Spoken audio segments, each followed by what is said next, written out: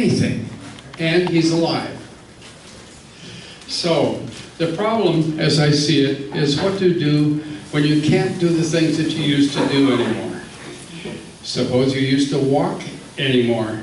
Suppose you can't walk anymore. Suppose you can't write anymore. Suppose you can't drive anymore.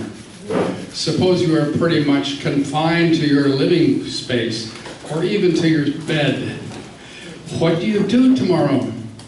What can you do to make a severely limited physical life still interesting and worth living? I get caught up in this. I have given some thought to this. If you are a person with an insatiable curiosity, you will want to find answers to those curiosities, and your thoughts will keep you busy thinking of answers to your wonderments. You know the most important lift in life is what you do have left is your friends. So figure out how to time the time that you have left and spend it with them. Some people, my mother for one, would entertain most of her final time alone, reading a book, and she was happy. There are many other good choices for entertainment, like dramas, creative writing, TV programs, and grandkids. Find resources in your memories, in your travels, childhood memories, your accomplishments, challenges, and major events in your life. And either write them down, which means to tell your story, or think about particular stories that you would like to share with your grandkids and invite them over for a story session. Is there a topic that you've been thinking about that you could write an essay about? The good news, you can dictate this on your computer rather than handwriting it. Your body may have failed you completely, but hopefully your mind hasn't. Your mind is very rich with imaginations, history, ideas, thoughts, wishes, and friends. The resource of your memories are your personal memories. Unfortunately, when you die, all those wonderful memories will be lost. What you can do now while you are alive is share one or two or three or as many memories as you want to share.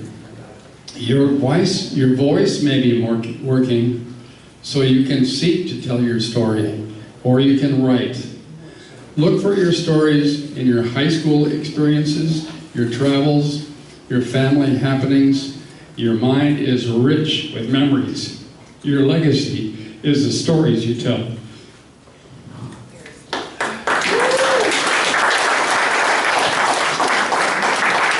So, Lyle, your thought for the day had so many different amazing layers to it. Thank you for doing that for us today.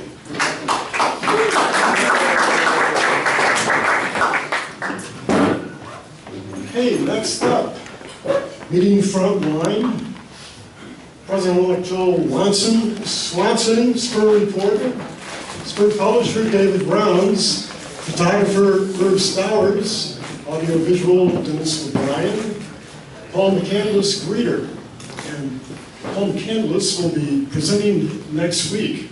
It's very interesting. Well, we'll share that in a moment. Even more frontliners. Packing back our back. Web magician Kathy Coyle, our wonderful public outreach reacher Kelly Bowers, and videographer Tim Berry. Thank you, Tim. Next up, introduction of visiting Rotarians and guests.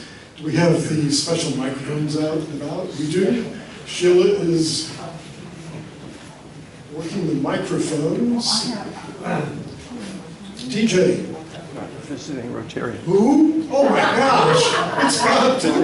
Bob is helping. Oh my goodness. A very electrifying person.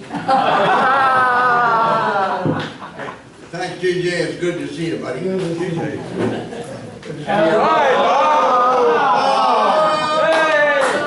go, we got it.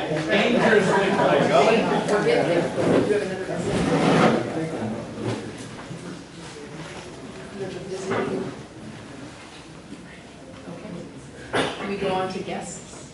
Guest of the Rotarians, I think we have a very special guest over here by the name of Steve, somebody.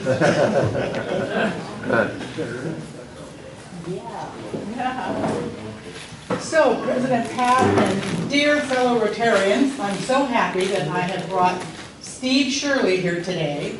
Partly because with the police, Lieutenant Gord is his son-in-law. And also, he is the eldest son of our departed Rotarian, John Shirley. And I'm trying to convince him to become a Rotarian, so please help me. He's very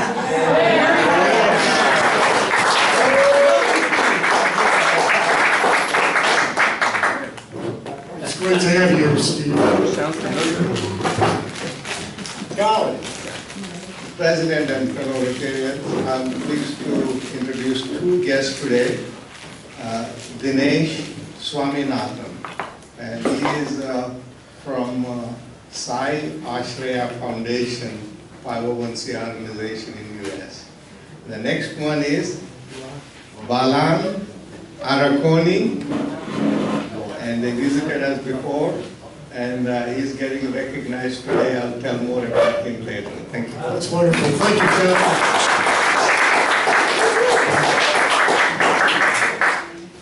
President Pat and fellow Rotarians, my guest today, this is Rich Visnes. Rich is checking us out. He's also checking out the morning club. So he's weighing his options. Anyway, please welcome Rich. Welcome, Rick. We're glad you're weighing your options. Check it out. JR. I just want to say something, Rich, I just wanted to let you know, we started the morning club. We're the original.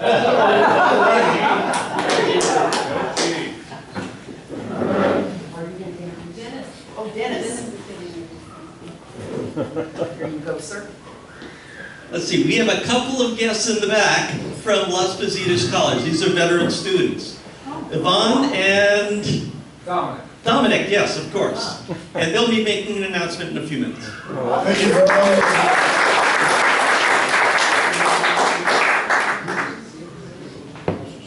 Any other guests of Rotarians? I think we got him. Great.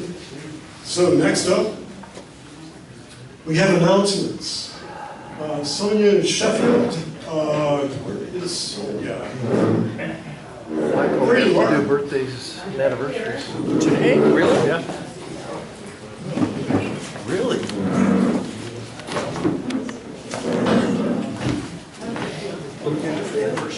All right, birthdays and anniversaries this month. We have quite a few birthdays. The first, September 9th, is Maggie Tufts. She's the friend of Rory. I don't think she's here. Oh, is she? Oh, there she is. Maggie, raise your hand. And whoever raises their hand, Mary will bring you a treat. Okay, so Maggie Tufts, September 9th. Jim Douglas, September 16th. Is Jim here? Okay. Courtney Michaels is September 20th. Courtney, raise your hand for Barry.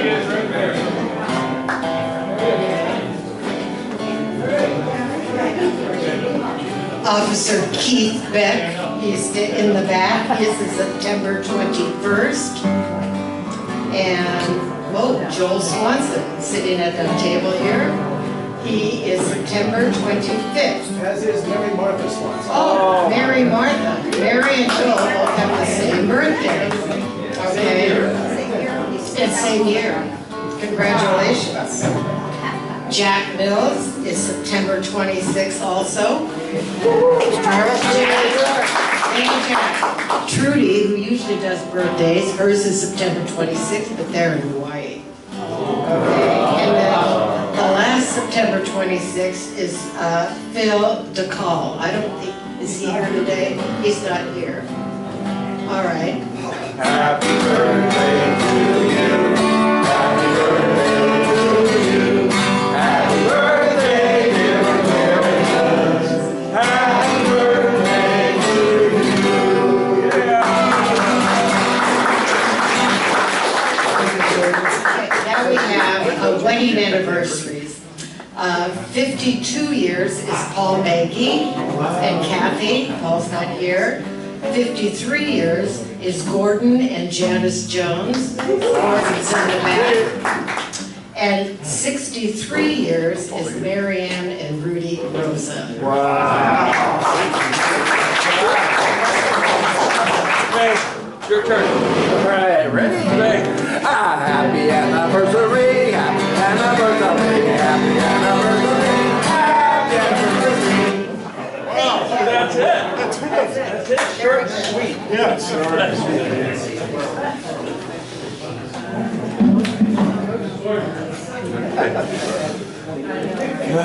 Can't make it any shorter. You're going to make your kid have a microphone.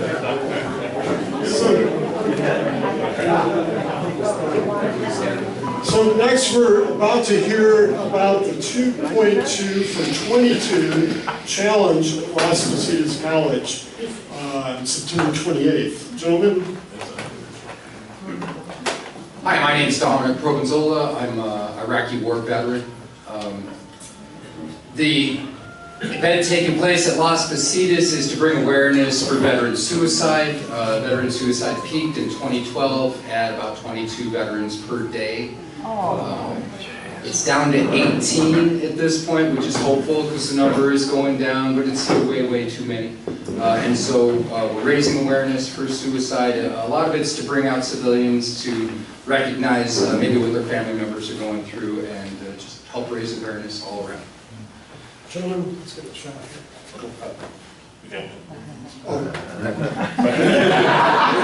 So my name is Javon Pierre. I'm a U.S. Army Infantry veteran, 3 combat deployments overseas, retired, and here now at Las Positas. Again, 2.2, you know, if you can come to the event, we have some great events, great stations. We're going to have push-up stations, sandbag carry, burpees, trivia, meditation. Myself, I just started playing disc golf, meeting different veterans, so I'll have a disc golf place, we'll have PGA putting, golf and stuff, so it's a great event, a great way to connect with other veterans, people in the community, to learn about veterans and learn about people in the community, see what y'all are doing as well in the community, giving back. We can also help to give back to the community, so that's our way of just connecting with everybody and just bringing awareness to suicide awareness for the month of September. So I've got flyers, and if you got questions. Oh, just, it's on the flyer, right? The date and time? Yes, sir. It's September 28th, 2025 at Las Positas College at the soccer field on top of the hill. Put them on each table. Yes, sir. We'll do. But thank you. If you guys can come to the event, it'd be great to see y'all out there. Come join us. Come hang out, have some fun. We'll have a taco truck, and there'll be burgers. So it'll be a great time, great event. Thank you.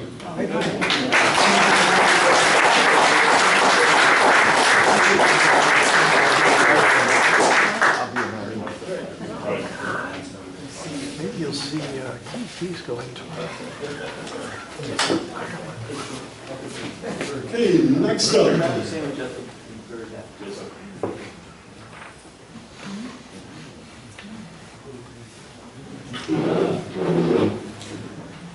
Okay, Gown. Ready to go. Right.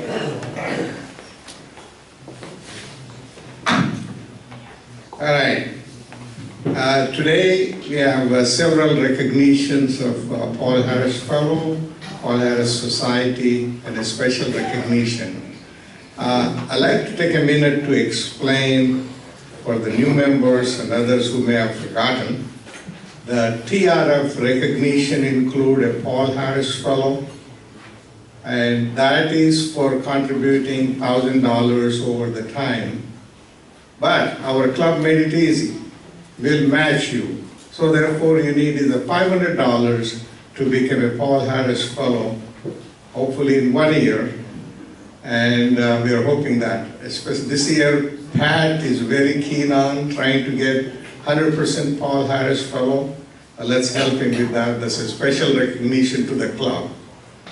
Then the next Paul Harris Society go back. Another way we can award Paul Harris Fellow is for the service done to the club or in the community, and the club can recognize that individual as a Paul Harris Fellow.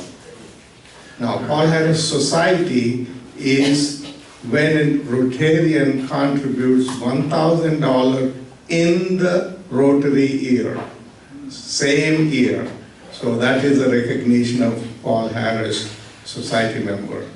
We are fortunate to have 34 Paul Harris Society members, and we're going to have to keep it up. The next, first recognition is Bob Bishop. Would you please come up?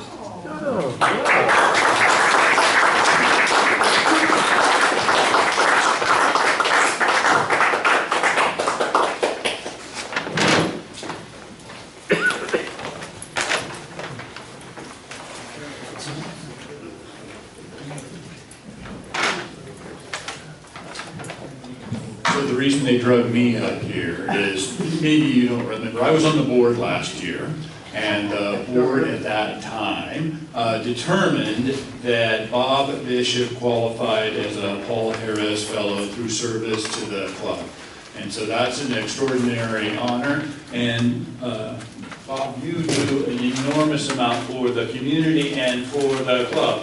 You may have noticed that he was wandering around in the back before the current crop of law enforcement happened back in the corner there, enforcing our Sergeant-at-Arms. You might not have noticed of all the other things that he did for the club and the community. In recognition of that, Bob, the club board wanted to honor you. So congratulations.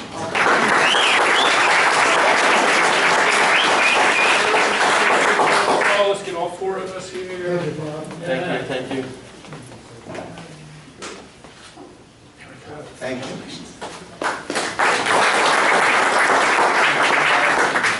The next one is for a Paul Harris Fellow +8. So what the +8 means is +1 is for additional 1,000 and so on, and +8 is for $9,000 donation. Glenn got a COVID today. He could not be here, so we'll catch him up next time. Next. Okay, now we're going to recognize the Paul Harris Society members, all of them together. As I call the name, please come up. Don Wenz. Where did Don go? Where's Don? Where's Don? Irving Stowers. There's Irving Stowers. Jacqueline William Courtright. She hasn't been here. Jay Davis. He has a family emergency, medical emergency, he could not be here. Gil Martin. TJ. Yeah, right, yeah, I actually signed the case. Len Sepala. Wendy Ellison Rosenfield. Wendy. Okay. Bob Cowan. Paul McCandless. Dale Miller. Keith Beck. By the way, you should note that Herb Stowers is receiving the Paul Harris Society certificate, is also the District 5170 Paul Harris Society coordinator.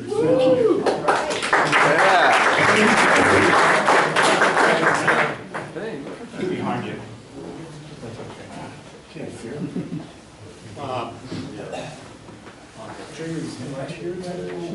Yes, Wendy Ellison. I'll express this to Wendy briefly.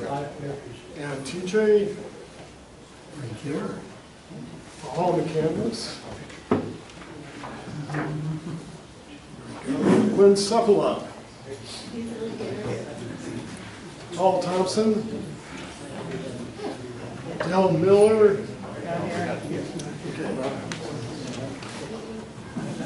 Jay Davis. Okay.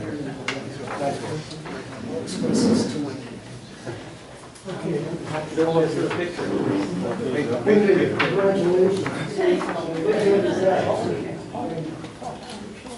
we'll take one with him.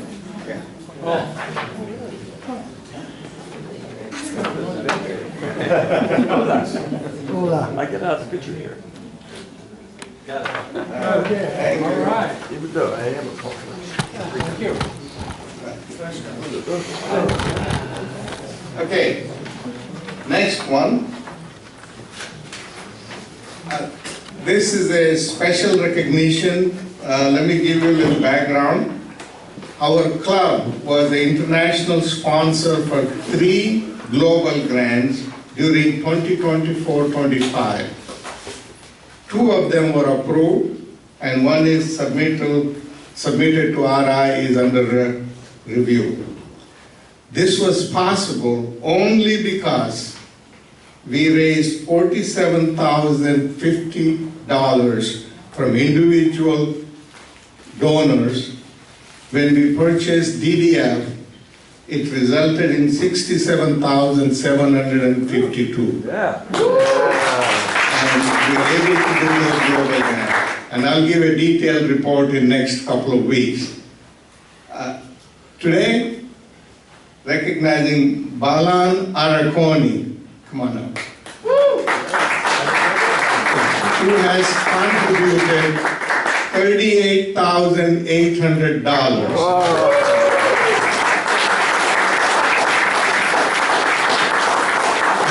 Which translated to $55,872 when we purchased the DDF. And this donation was primarily used for a global grant to purchase medical equipment for Sai Ashraya multi-specialty 240-bed hospital. We have a guest, Dinesh Swaminathan, representing that foundation, which is a 501c3.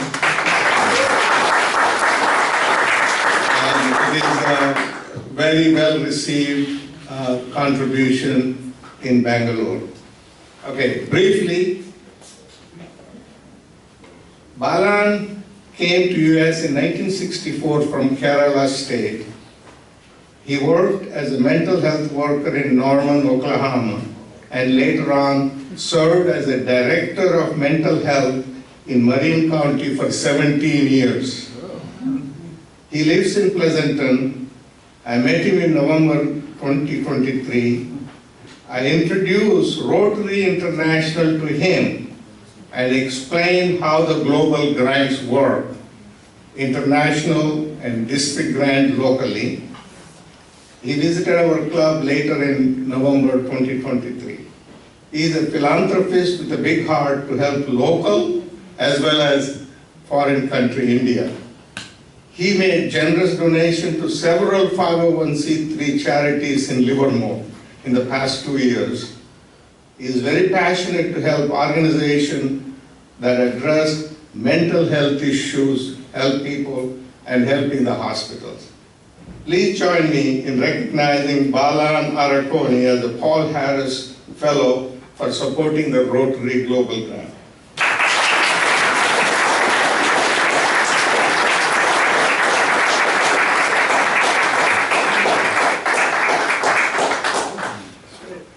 Congratulations. I have to train you. Yeah. Oh my, yes. Pretty fancy, man. Mayor?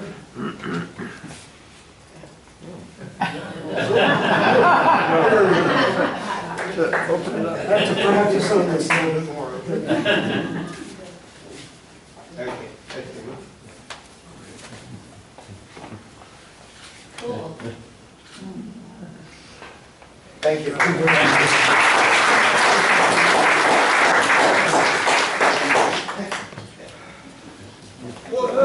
Not quite yet. It's a scarf.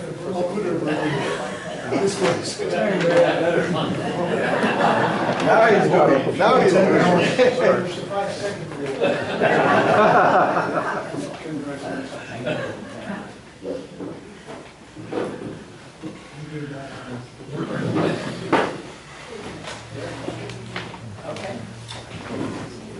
Can I say this? Yes. Okay. Hi folks, this is your regular reminder that we have tasks for every meeting that have to get taken care of, and we have an ongoing spreadsheet for you to sign up for. That's the QR code for it. I have good news because I've tallied all of August's tasks performed by people, and I have a prize for the winner. You know that 19 people did a task for the 4 meetings we had in the month? That's outstanding. So the runners-up didn't win, but really helped, are Stu, Dave and Trudy, and Sheila with 4 times, and the winner with 6 times is Linda Tinney.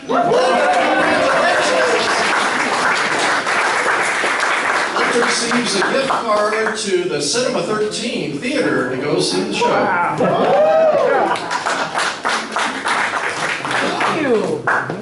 Tim? Yes.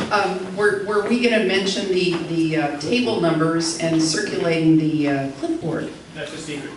Oh, that's the secret. Yes, well, we have table numbers. We didn't always have table numbers, but we do now. And we like to circulate boards starting at table 1, going numerically all the way through the room because it's important that everybody's seen them when they get to the end. And I'm wondering, is there any tables that haven't gotten this? Because I know of 2. Okay. It's a sign-up sheet. That's, okay, so here's this, and then we have another sheet that's going around. And I'm going to let Trex just quickly make a mention. Okay. So last week at the night meeting at the winery, there were 2 clipboards that went around for the service day on the 20th. I sent them around again just to give everybody that wasn't there an opportunity to send them if they want. I'll be sending out an email with a link to go in and actually register with the city on that. So thanks. Great. One more thing, next meeting, we don't have anyone to be the spur reporter or the photographer. Some of our photographers won't be able to take pictures. So I'd like to see by a hand who will be our spur reporter next week. Anybody fill in the form? Let's fill. All right, Joel. What a guy. And photographer, you know, if you have a cell phone, you can be the photographer. Who can take photos for us at next meeting? Thank you. Great. Wonderful. All right. Thank you so much. We'll put your names down. Beautiful.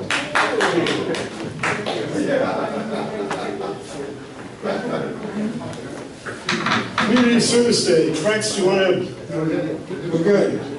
I didn't know that. That was my bad. I'm sorry, Tim, didn't mean to interrupt. My bad. Anybody else who wants to join us at Hageman Ranch are welcome to join us. So next up, next week's program, our very own Paul McCandless, right here, around Lake Tahoe in 8 days. I can't wait to hear that. That is amazing. So looking forward to that. He was in holiday traffic, clearly.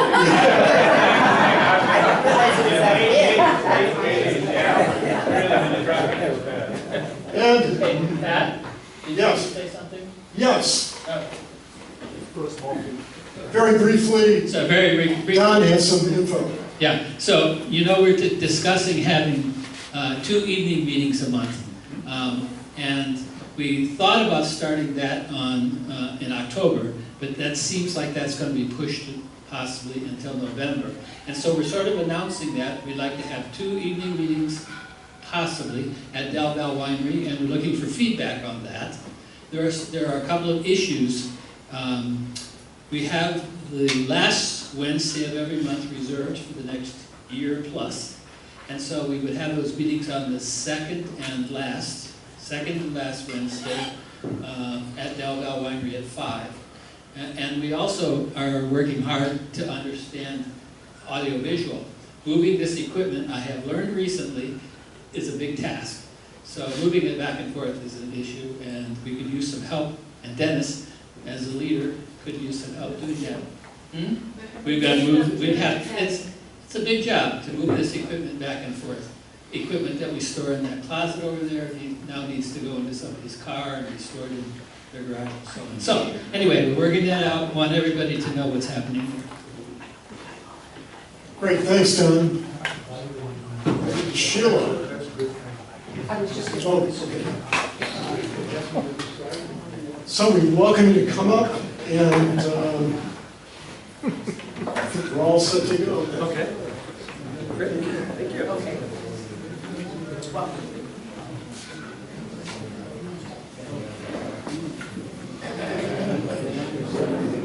Fellow Rotarians, visitors, guests, Don Swanson is a 45-year Livermore resident with deep community roots. His family first moved to the Tri-Valley area in the 1870s. His grandfather, Hal Camp, was a founding member of the Livermore Rotary. He retired from Lawrence Livermore National Laboratory after a 30-year career in IT. He served as a reserve police officer with the Livermore Police Department for 18 years, volunteers all over the place, does all kinds of stuff, about 1,000 hours annually. His passions have included DUI enforcers, crisis negotiations, community outreach, and scam awareness education, which we're going to hear about today. He operates his family's real estate businesses along with his wife, Natalie, whom we've heard about before. They have 2 daughters and 4 grandchildren, all Livermore residents. Don continues his family tradition of service. With extensive law enforcement, IT, and community experience, he's passionate about helping residents protect themselves from scams and fraud. Let's welcome Officer Swanson.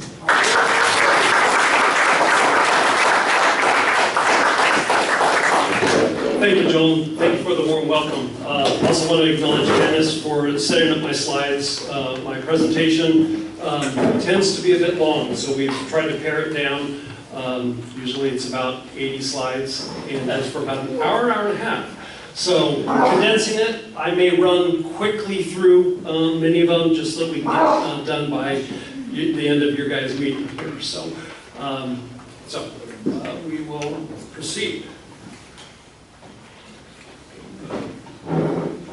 Okay, so we pretty much heard my background, but I did want to point out that my grandfather was a charter member. 1947, and one of the fond memories that I have as a young child was seeing up on his wall, he had a wooden emblem of the Rotary symbol, and beneath that was every year that he had served, and it literally went from here all the way down to the ground. Wow. And next to it he had to put a secondary plaque up to put his additional years on there. So does anybody have any of those in their home still, or no? Okay, so it was quite a while ago. If my grandfather was still alive, he would be about 109 today. So I was also sharing with my partner, and by the way, this is my partner, Officer Tracy Meredith. We are both a part of our community outreach unit. And what I was quickly sharing with her, because I just remembered that there was a 1950 video done of Livermore, which showed the Rotary. And it had a picture or a video of my grandfather in it. So shows that to her real quick. It's really neat. I wish I could get it, would have remembered to throw it into the presentation. It's really neat. So that's my background. My pride and joy is my 4 grandchildren, so I think I'm in a classification with many of you. And we spoke about the business. One thing I'd like to start off all my presentations with is talking about 911. And I know everybody here knows all about 911. That's the number we call in case of emergency. What you may not know is we have non-emergency numbers that actually go to the same exact dispatchers. Okay? And these days, with cellular phones, you can be anywhere in Livermore, dial 911, and you'll get our dispatchers. But if you're on the outskirts of Livermore, you may be on the freeway, you may be out in the county, if you dial 911, you are likely to get CHP. CHP is a very busy organization, statewide, and you may be placed on hold for a considerable amount of time until they can get your call, depending upon calls for service, right? So it's very good, essential for you to have these non-emergency numbers on your phone so you can dial those directly. So feel free to take a picture of that. Again, it goes to the same dispatchers. It allows them to prioritize. So you can call the non-emergency number and tell them that you have an emergency, and that will up your priority. Okay, so very good numbers to have in your phone. So today I'm going to quickly talk about handbag safety, situational awareness. We'll get into the scam awareness and a little bit about email security and how those two relate. I've got some videos that I'll show. I'll probably bypass a couple of them, but this is going to show you. Yeah, I bypassed him. Is there a way to go back? Yes, you've got a back button. Okay, there we go. You want me to start it? Start it. So, right here we've got a victim in yellow. Suspect is in black in front of her. She inserted herself in between her and her cart. She's making it look like that she's picking produce, but now she's grabbing through the victim's handbag. And it's common for women to have a large handbag. The first thing that they do when they go shopping is they drop it in their cart, right?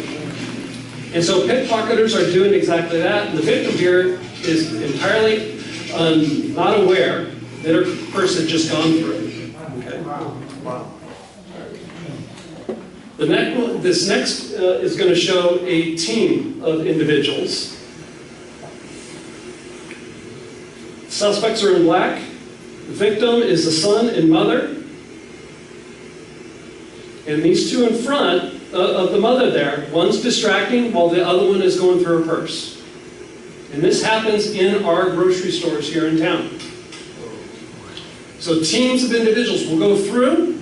They'll identify somebody that's not paying attention or somebody that they can easily distract, and they will do this. They'll cause a distraction, and another person will go through a bag. This bag happens to be on her person, may or may not have been zipped up.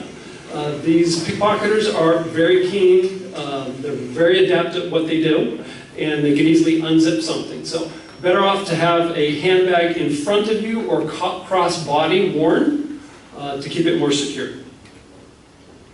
This is going to show you how easy it can happen at a gas station. Suspect just drives up next to it. The victim is dispensing gas. Suspect just reaches in. Now, it doesn't matter that that door was unsecured or not. Okay, they will easily just break the window to get to the bag very quick. And I'll show you on this next slide how fast that they can actually break a window and get in. This is likely somebody that just left the airport or somebody with a bag, and the suspects saw them stow that bag in the back of their vehicle. This is in San Francisco, and they easily go back to the back of the car while you're driving, maybe stopped, maybe at a stoplight, maybe in stop-and-go traffic. They break the window, reach in, grab that bag, and go. Chances are there's something of value in that. When people are bringing suitcases and bags with them, there's typically something of value in it. This is going to show you really quick how fast they can break it. In and out, 5 seconds. They're using a device called a center punch. It's a spring-loaded device. It's often used in woodworking and metalworking to create a small dot, right, a center of something. And all they do is simply press it on the window, and the window shatters. Automotive windows are designed to shatter so that you don't get large shards of glass on you during an accident. Okay? This is very, very common practice that they're doing. Sometimes they'll also use a small rock or a small broken spark plug to do the same thing. They'll throw it at the car. It doesn't make a whole lot of sound. It's just a small little pop. The slang for this is called bipping. They bipped the window. Okay? This is going to show you a team of individuals that stole a vehicle, and they're out and about in one of our major cities, literally going car to car to car doing the same thing. They're peering in, seeing if they see anything of value that they want, and they will break the window. And this team was literally going to car to car. They didn't care if anybody saw them, because if the police would have rolled up, they just would have taken off. They're in a stolen vehicle, which they don't care about. And whether they harm any other vehicles or the vehicle that they're in. And as you can see, he just broke the window, reached in, and grabbed things of value. So typically bags. If people leave bags in their car, there's usually something of value in it, whether it's a purse or a gym bag that might have your wallet in it, a computer bag, golf clubs, any of those sort of things. And that's all they're looking for. Right? They're looking for a bag. They don't know if there's anything of value, but the likelihood there is something of value is pretty high. Question? Who's the observer here? Just Joe Public. Just Joe Public. Just Joe Public. And they may have called the police and are just kind of videoing and following. Okay? So I'm going to bypass that. Here's another one in a parking lot. I think this was at an In-N-Out Burger. He's so good. But he looking. He looking like, who should I get next? Who you gonna get next, bro? And they likely saw somebody just go in In-N-Out Burger. They secured something in their trunk. Look at her. Damn, look at her. Hit the trunk latch. Damn. And reach in the trunk again. This is a female suspect doing this. Damn, they don't know what they doing. In and out real quick. Really quick. So, moral of the story, keep control of your bag. Don't place it in your front seat or in another area where somebody can easily see it. Hide it before you arrive at your destination. So, at your origination, hide it first. Because the thieves are looking, they're watching in parking lots to see if you're going to stow something somewhere. Okay, they're waiting for that from a distance. So make sure you hide stuff ahead of time, or for that matter, just don't bring it at all. As far as situational awareness and when you're out shopping in grocery stores or out traveling, is somebody showing interest in you or the thing that's supposed to be around them? Are they shopping? Or are they looking at stuff in your cart? Are they looking at your purse? Are they looking at your person? Okay?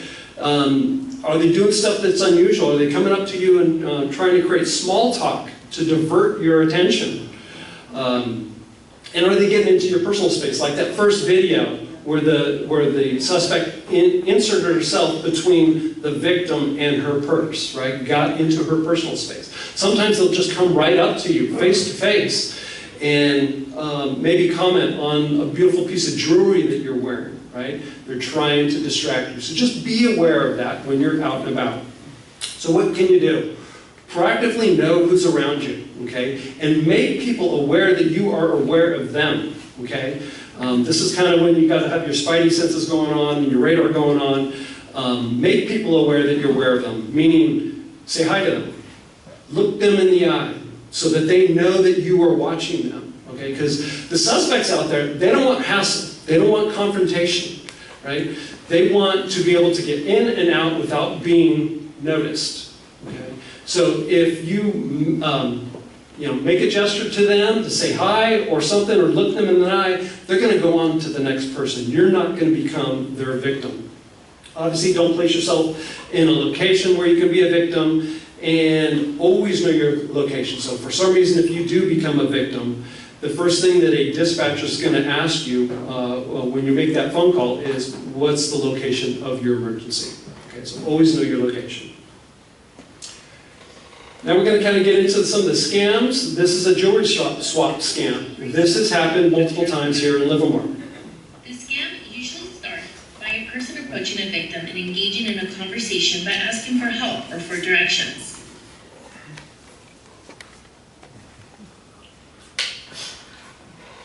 The person offers a gift, such as a piece of fake jewelry, and hugs the victim as a sign of gratitude for their help.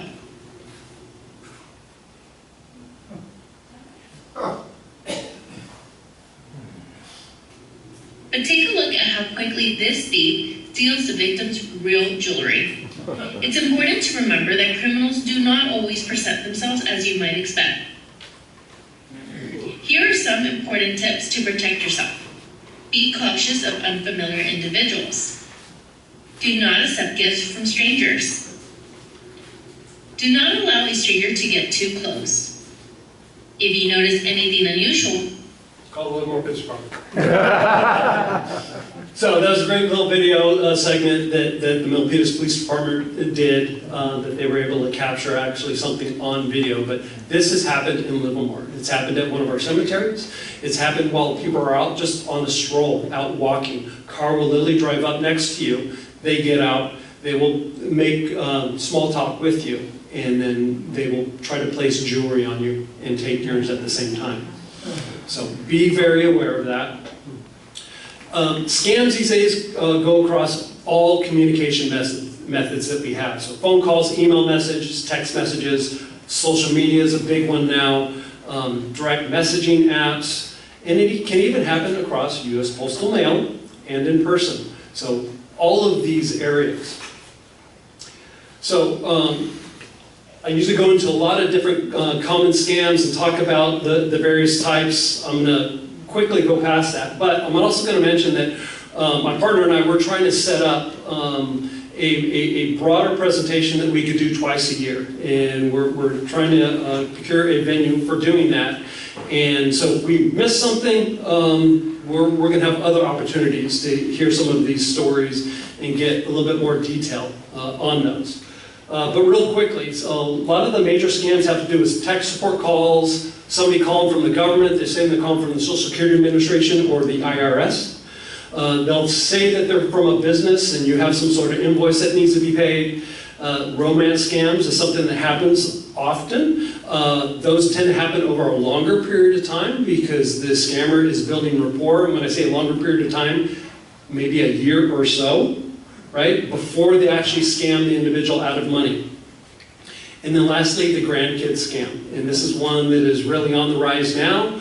And more importantly, they're leveraging AI to commit this scam, where you may actually receive a call from a family member, a grandchild or a son or daughter, then they sound in distress. And they say, I've been arrested for X sort of action, and they need to talk to this deputy now. And it sounds exactly like your relative, okay? They'll turn it over to the scammer plays himself off as a deputy, saying that, yes, we've got your grandson here in custody. He asked us to call you because he didn't want to call his parents because he was embarrassed. And he said that you would actually be able to post bail for him. And they transact that really quick via several different methods. And that's how the scam begins. AI is really taking off. 3 weeks ago, somebody in my real estate office didn't get scammed out of something, but this is how that the scam was going. They received a call, and what they heard on the other end was their mom in great distress. And she swears it was her mom, because it sounded exactly like her. And what child doesn't know, her mother's voice? Her mom was crying in distress, saying that she's being held against her will, and that she needs to talk to the scammer to be able to send them money so that they will release her. And she heard all of that in her mother's voice. It was handed over to the scammer. The scammer said, yes, I have your mother here, and if you don't send $10,000 to this account right now, I'm going to kill her. Okay, that's serious. So the young lady really thought this was happening. She tried calling her mom, couldn't get a hold of her, and she was very, very close to falling for this scam. Fortunately, a friend of a friend was able to get a hold of her and validate that mom was safe and everything. But AI, these days, all it takes is a small voice snippet, which somebody can get via a phone call. They can get it off the internet if you have a child that has posted something, right? A simple video. They grab that signature, throw it through an AI program, and they can type in whatever they want that person to say in whatever type of voice, a distressed voice, a calm voice, and so forth, and it'll create this recording. And that's what the scammers are playing. They're basically playing that recording in a distressed mode, and then saying that they're handing it over to a live person. So be aware. In the case like this, the best thing to do is hang up and call the individual. Call the individual with a number that you have for them too. The other thing that made it more real for her is when she received the call, her mom's number popped up and her mom's picture popped up. Okay? And all that simply is just caller ID. The phone number gets passed, which the scammer was spoofing. You can easily do that these days with VoIP technology, voice over IP. They spoofed the number. When she received that call, it said it was coming from her mom's number. Well, most phones these days will just look into your contacts and say, hey, is there a match?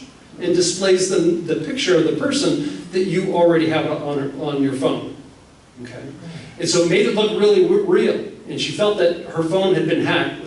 Technically, it hadn't been. But it was very, very real for her.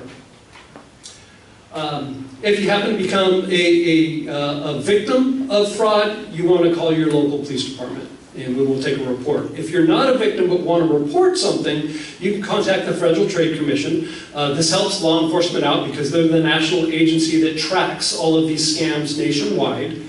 And you can call and report these there. I also throw up this other number for Do Not Call Registry. It's great. You can register all of your phone numbers, cell phone and whatnot to this. And this will, you only have to do it once. It used to be you had to renew it every year. You can do that once. It helps remove a lot of the solicitation phone calls that you get. Unfortunately, it doesn't remove the spammers because they don't obey by the law anyhow. The Livermore Police Department, somebody tried to play themselves off as us and calling people, spoofing our phone number and saying that there was a warrant out for their arrest. So we're trying to educate the public to let them know that our department will never call anybody. We will not tell them that there's a warrant out for the arrest and that they need to pay money, let alone pay electronically over some other medium, okay? So just keep that in mind. So, combating phone scams. One, don't feel obligated to answer the phone. I know growing up, when I was young, it was sort of rude if you didn't answer your phone, right? And yet, I was told when I answered the phone, I would have to say hello, Swanson family or Swanson residents, right? Which actually gives the scammers information about who they called and it verifies that. But these days, don't feel obligated to answer the phone, okay? Particularly if you don't recognize the phone number. But if it's something important, they'll leave a message that you can listen to. Furthermore, you can contact them via a number that you already have for them, a number that you've already validated, okay? Don't trust caller ID, as that can be spoofed, okay? So if it shows a name or phone number of somebody calling you, don't trust that. Okay, that can be altered. Never provide personal or private information over the phone unless you've validated the number that you've called, your bank or somebody like that, and they haven't called you. Okay. To defeat AI, this is how you can do that. You can create a password or passphrase. A lot of people think that that's a hassle, which it can. It can be difficult to remember that for the whole family. The important thing is, if you feel like somebody's contacting you, it's a scam, but it sounds like a relative, ask them something only you and them would know, right? Where did we spend your birthday last year? Something that the internet is not going to know, okay? That will defeat this AI. AI will not know about it, okay? If you're ever unsure about who you're talking to, just hang up, okay? Call back on a validated number. And then before taking action, for some reason, if you feel so compelled that you need to send money, pay money for something, check with some other individuals to verify it first, right? If you have to, call the police department and we'll help you validate it. But at least contact a family member, somebody that's close to you, and validate it. So here's a list of things to look out for. In fact, before you leave today, I've got a magnet that lists these that I would like to hand out to everybody, and we've also got some pens from the police department. If somebody's contacting you about a problem or a price, it's likely a scam, right? You've won something. It's likely a scam. They're asking for money. If they're telling you to lie or not tell anybody, often the scammers, when they've got somebody convinced to go to the bank and get money, they'll say, hey, if the bank teller asks you what you're using the money for, just tell them that you're buying a couch. Just tell them you're buying a car or something like that, okay? So they instruct you to lie. If they're pressuring you, if they're frightening you, if they're creating some sort of urgency or immediacy, like this has to be done today or within the next 24 hours, or your account will be closed, right? It's likely a scam, something too good to be true, right? You just won the lottery, right? Not likely to be true, it's likely a scam. If they're asking you to provide a username or password over the phone or electronically, don't do it. That is very likely a scam. And then if they're asking you to make a payment with a non-traditional way, our traditional ways are typically cash, credit card, and a check, right? That's our traditional stuff. What the scammers want is they want this immediate transfer. So they're asking for wire transfers. They're asking for cryptocurrency that can be done online. And they're asking for gift cards. So they'll actually instruct you to go down to the grocery store or Target, get a bunch of gift cards, put money on those, and then come back, call us back on the phone, and give us those numbers, and your debt will be paid. Okay? That happens often. And as I talk through these, you might think, well, somebody must be gullible to fall for one of those. Not true these days. Not true. Some of the smartest people I've known have fallen for this. I've got an uncle, he's in his 90s now. He was an engineer at Sandia for his entire career. He fell for it. He fell for the grandkids scam because it sounded like his grandson was in distress, right? So he went down to Target, got the cards, and sent $4,000. Okay? This happens to, we all likely know somebody that has been plagued by one of these scams. And if you haven't, you will, because it is that rampant these days. Here's another one. That. Hello, this is Comcast Xfinity. We are informing you that your 50% discount on monthly bill is being removed today due to no response. This change will be permanent. Please call back on the number showing on your caller ID immediately to retain this discount. Thank you. So you may have received one of these phone calls. Oh, yeah. Or something similar, right? It's a scam. They are trying to get you to call back. They want a live body on the phone because they will be able to scan you in many different ways. They'll try to validate you with personal information. They'll ask for your name, number, and your social security number to make sure you're the correct person contacting them. Okay?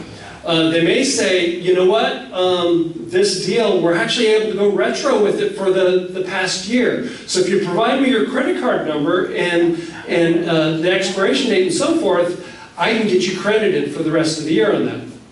And many people fall for that. They turn over the credit card thinking that they're going to get this great deal or this reimbursement, where in fact the scammers already have shopping carts all set up at Amazon and Lowe's and Home Depot and stuff, just waiting for your card to be added to that, and then they're hitting submit. And so within a minute, they're already using your credit card somewhere else for large purchases.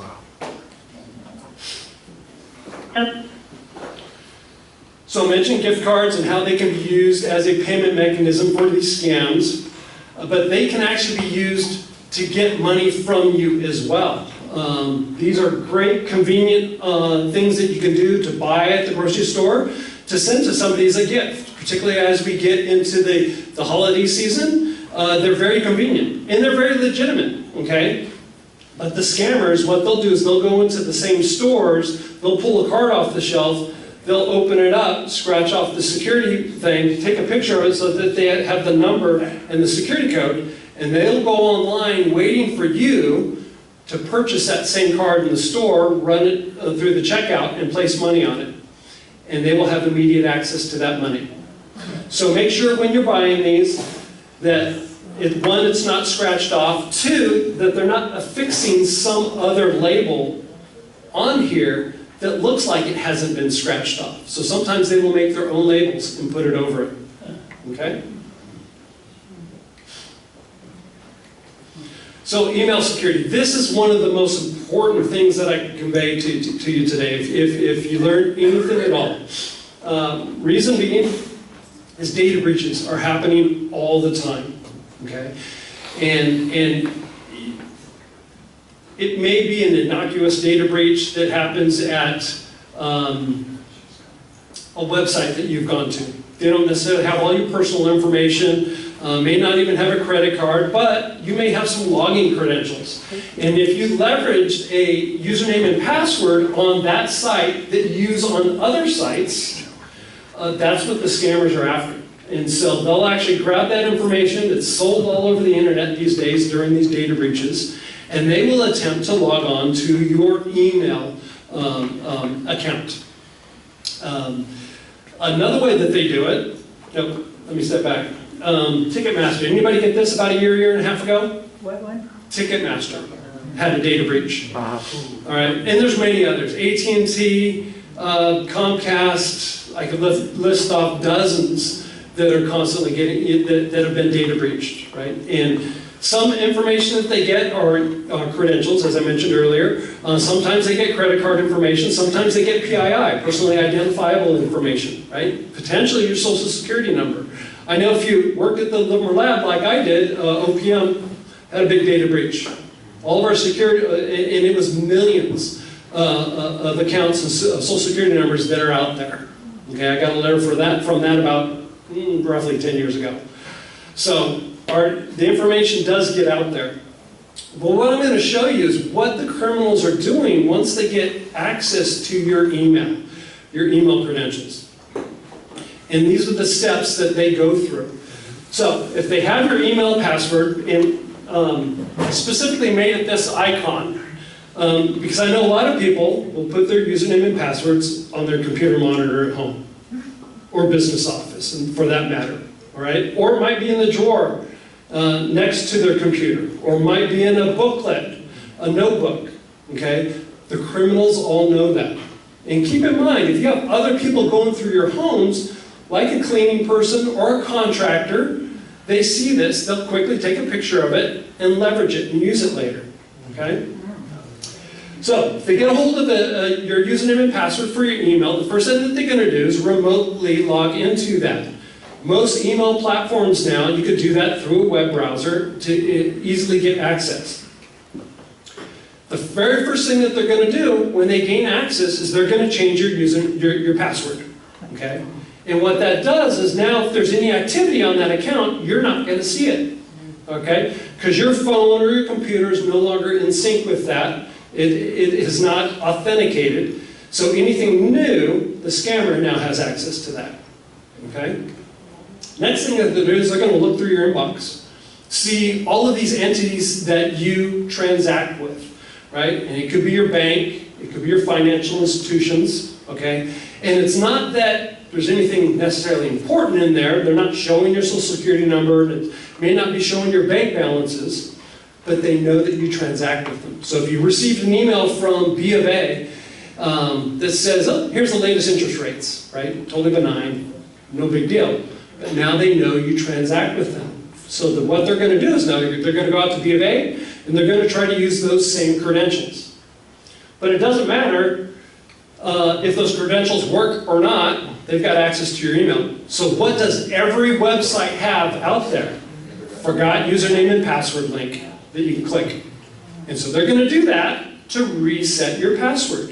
Where does that password go? To your email, which they already have access to and you don't. You're not seeing this happening, okay? As soon as they get access to that, then they're going into all of your different accounts, right? They're going to delete or deplete what's in your bank account, every account that they can get access to. So, what do? Use two-factor authentication. This helps to defeat this, and this is a very important step. If you haven't done so already, you want to do this. A lot of people think it's a hassle, it's an extra step. Well, it's an extra step, yes, but it's really not that big of a hassle. Once you've authenticated once on this via your phone or your computer, you're typically not having to do it again, all right? Unless for something times out, you may have to do it. But this helps defeat that. And what it is, it's something that you know and something that you have. Something you know is your password. Something you have is a token. And it's a token that you can receive many different ways. Either via text message, either via email. Don't do that. If that's, hopefully that's not the only option because they've already got access to your email. You can have an authenticator app like Google or Microsoft. There's authenticator apps. Or you can actually get a physical token that generates these numbers and is in sync with your account. Okay? So all of those help out quite a bit. One thing you want to make sure is in any platform that you're on that actually is set up for two-factor authentication, never share that verification code with anybody. The scammers can actually, in the middle of a scam, try to authenticate on a certain platform, and it will send you a code, and they're going to ask you for that code. But they're going to tell you something entirely different. This happens on Craigslist a lot of times, where people post something up for sale, right? And they want to buy it, and they're willing to pay the price that you said. but they will send you a code, because they're saying that they're trying to validate you to make sure that you're not scamming them out of something, okay? Where in turn, they've actually gone over to your email application and have trying to reset the password, and it's trying to send you a verification code for something entirely different, but they're going to use that, okay? So keep in mind, any of these verification codes, don't hand them over to anybody else. Junk mail. So be cautious of emails you receive and you're not expecting. Don't open attachments, don't click on links, and don't reply, all right? If you want to report these, feel free to do so, as long as you're doing it within the confines of the application and not the email message. And when I say that, the confines of the application, like up here, right, in the menu or side menu bar, right, you could do report it, and that allows your service provider to help filter these out from other people receiving them. Don't do it in that yellow section, which is the body of the email. Some scammers will compose the body of the email deliberately to look like a scam, but at the bottom of it, they'll say report. And they're trying to get you to click that link, okay, which is a part of their scam. Okay, so make sure you do it in the confines of the application and not the email itself. Important thing about when you look at your emails, you want to analyze the address that you're receiving that email from. Very important here. So you're going to look at the domain section, everything kind of at the @ symbol and to the right. Okay? Only one of these is valid. The other ones are imposters. The valid one is the very first one, Microsoft.com. Right? The second one looks like it's Microsoft.com, but that I is a what is that? That's an L, right? That's a lowercase L. The rest of it is all uppercase.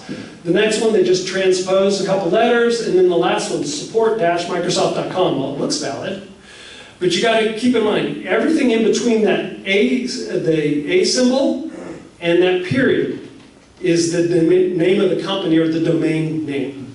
Okay. If there is a period there, like in the ones below where it says help.microsoft.com, that's legitimate. That's a subdomain, help, of the Microsoft domain. Okay? If there's a dash, you've got to look at that whole, all of those characters. Okay? So you want to analyze. Plus, down at the bottom here, these extensions, .com, .gov, .net, and others, there's over 500 of those. So scammers will actually try to use a legitimate name like Microsoft, but they'll put a non-legitimate or non-common extension on it. Okay? Can we go 2 minutes with QA? Yes, let's do that. Great. Okay. Thanks. So I'm going to cut it off at the spot. We're really just going, the rest of these were to go through more emails and how they, to show examples of those. But I'll turn it over for questions and answers. Yes. I was alerted to a friend of mine who was a long-time member of our club as an example of one of these scams. And he was older and very trusting. And someone came to his house and told him that they could redo his front lawn, and they were going to rip up the old lawn, and they would put it in bags. And he was only going to be charged $10 a bag. So they finished this job in a few hours. And the guy came back and said, "You owe me $4,700, okay? Which, that would have been a lot of $10 bags, right? It wasn't a very big lawn. So, he was a little bit older and had some other issues. And instead of calling somebody else, if he had called me, I would chase the guy away. It's absolutely absurd. But he said, well, turned to his wife and said, "I need a check for $4,700. And he paid. Wow. And, that was a bad scam. Yeah, and there's a lot like that. Important thing to know, always use licensed contractors if you can, unless you know the person. But a lot of there's non-licensed people out there that will come and they'll say they're going to give you an incredible price, and they just need a quick down payment of $1,000 for a $5,000 job. And they'll get that down payment and they'll run it. They're gone. So important to use licensed contractors. So in my neighborhood, a gang came in, about 5 guys, 1 in the morning, stole a car. And so one of my neighbors said, look, get your, because I leave my key in my car in a garage that has an automatic door. And I hear that scammers can come in with a computer and signal through your garage door to allow your key to be, or your car to start up. So I put my key in a pouch that I forget a whole lot of times, and I can't even start my car. But that's a scam now. And how do they do it through a garage door? Yeah, that is a thing. So our key fobs operate on radio frequency, right? And so you can literally walk with the key fob in your pocket. You can walk up to your car, open up your car, and start your car and everything. You don't have to take your key out. You don't have to plug it in, right? Because it's always transmitting. It's always transmitting out to say where it's at. And so when it gets in that close proximity, your car will operate. The scammers know that, and yes, they can record those frequencies in the codes that are being transmitted from your fob. So what you did was, by putting it in that bag, it's called a Faraday bag or a Faraday cage, right? That prevents that radio frequency from it escaping.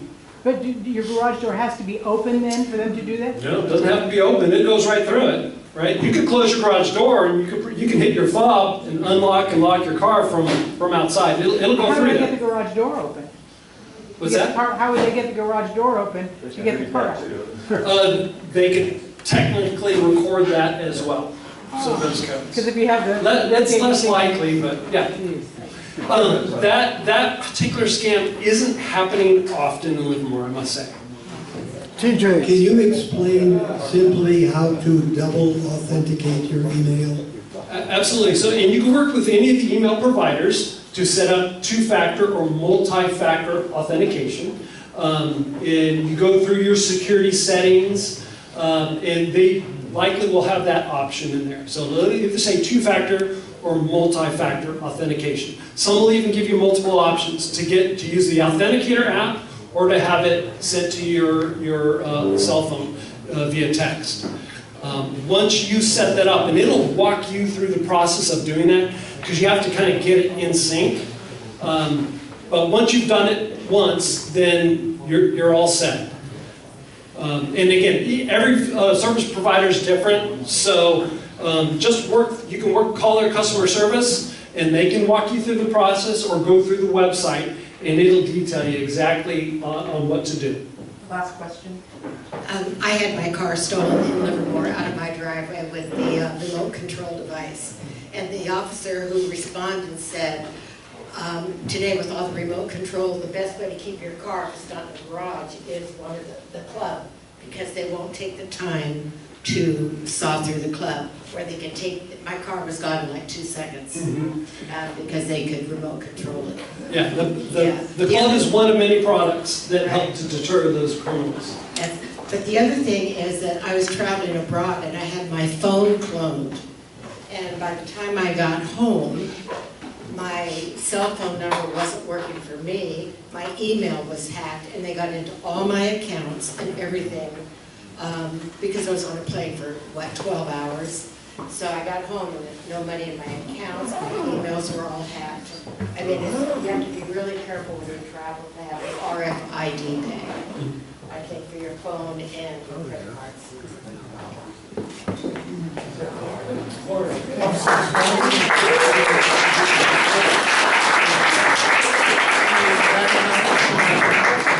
That's a very small appreciation. Appreciate it. Thank you.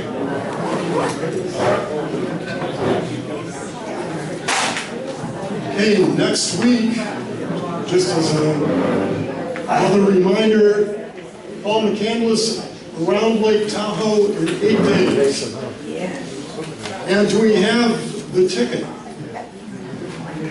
There it is. Hello.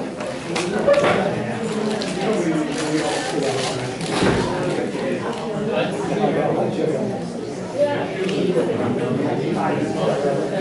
the number is 9913.